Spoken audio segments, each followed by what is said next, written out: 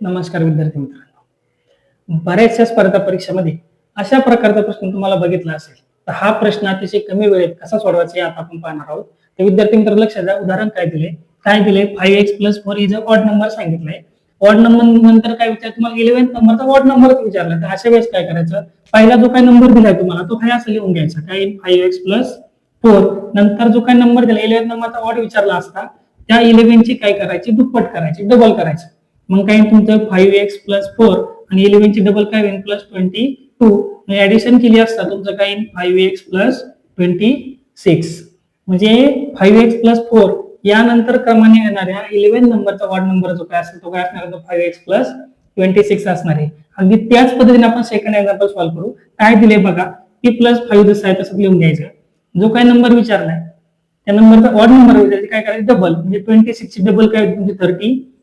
यांची ऍडिशन केली असता p + 37 हा काय झाला तुमचा 16 नंबरचा ऑड नंबर झाला.